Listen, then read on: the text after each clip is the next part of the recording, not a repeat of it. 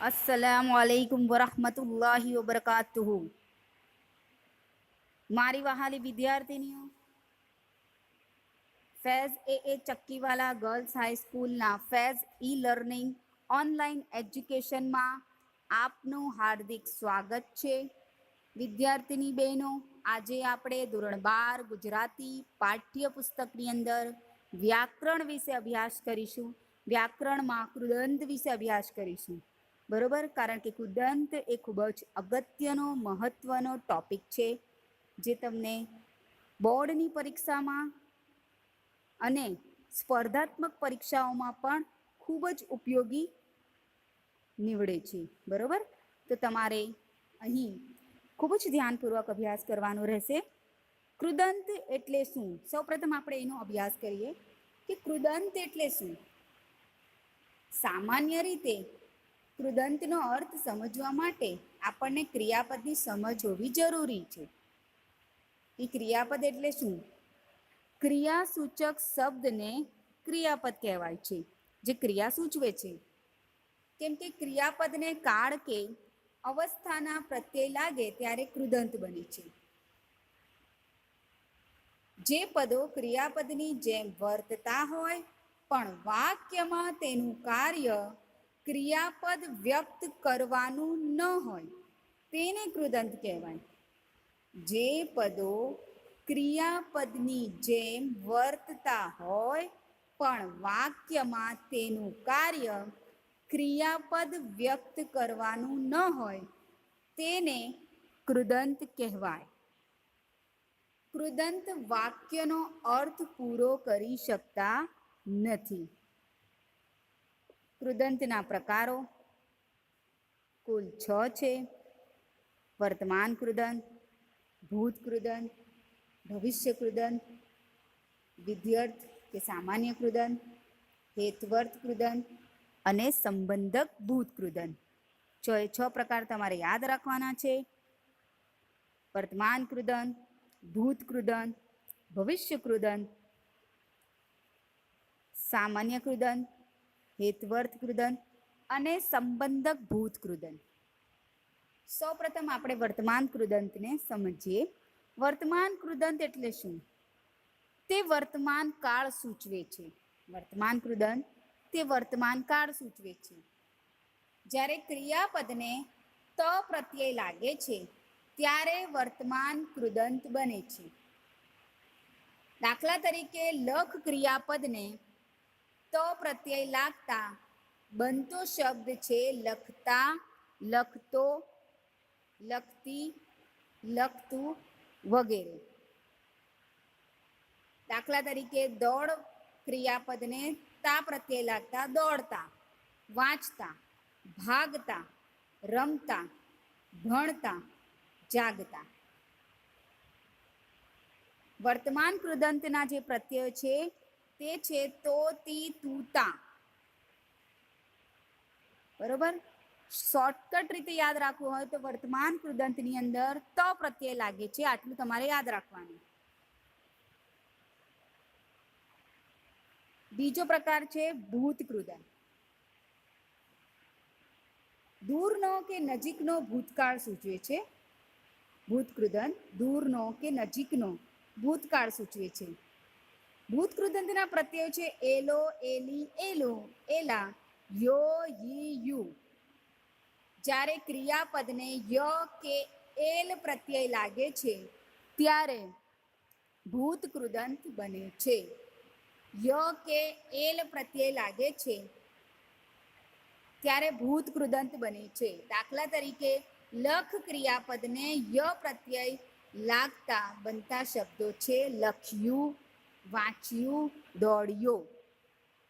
દોડ ક્રિયાપદને એલ પ્રત્યય લાગતા બનેલા શબ્દો દોડેલ, વાંચેલ, જાગેલ, રમેલ, ભણેલ, લખેલ, પીધેલ વગેરે. શોર્ટમાં યાદ રાખવાનું છે કે ભૂત કૃદંત એટલે દૂરનો કે નજીકનો ભૂતકાળ સૂચવે છે.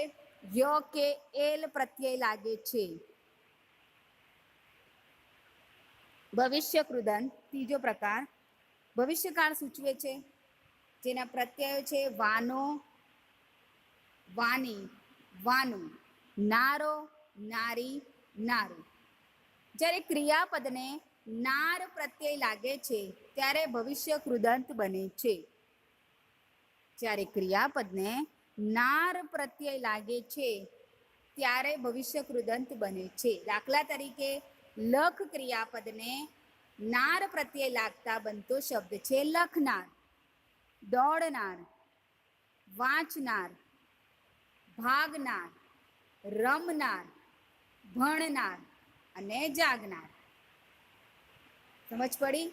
ભવિષ્ય કૃદંતની અંદર ક્રિયાપદને નાર પ્રત્યય લાગે છે ત્યારે ભવિષ્ય કૃદંત શબ્દ બને છે.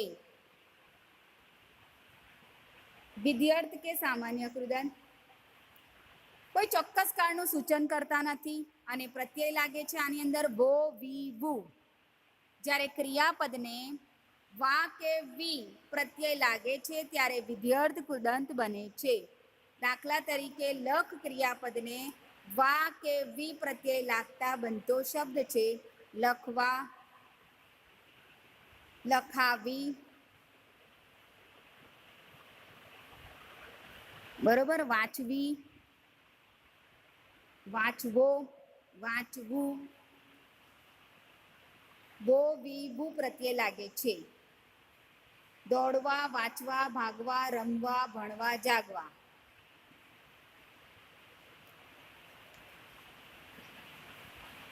હેતવર્થ કૃદંત હેતુ દર્શાવે છે. નંબર 5 હેતવર્થ કૃદંત હેતુ દર્શાવે છે. જ્યારે ક્રિયાપદને વુ પ્રત્યય લાગે છે ત્યારે હેતવર્થ કૃદંત બને છે.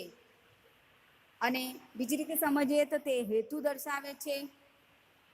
લખ ક્રિયાપદને વુ પ્રત્યય લાગતા બનતો શબ્દ છે લખવું, દોડવું, વાંચવું, ભાગવું, રમવું, ભણવું અને જાગવું.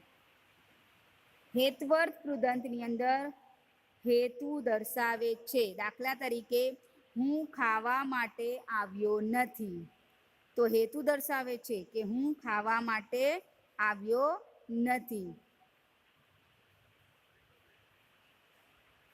આ ચોપડી વાંચવાને માટે હું લઈ જઈશ.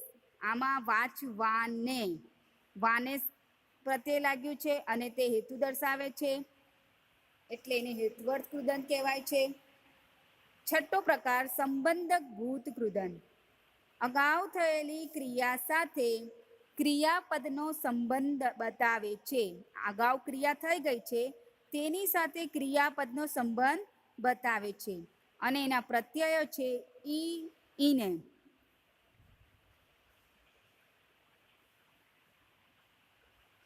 જ્યારે ક્રિયાપદને ઈ કે ઈને પ્રત્યય લાગે છે ત્યારે સંબંધક ભૂત કૃદંત બને છે. દાખલા તરીકે લખ ક્રિયાપદને ઈ કે ઈને પ્રત્યય લાગતા બનતો શબ્દ છે લખી, લખીને, દોડી, વાંચી, હસીને, જોઈને, ભાગીને, રમીને, જાગીને. બરોબર.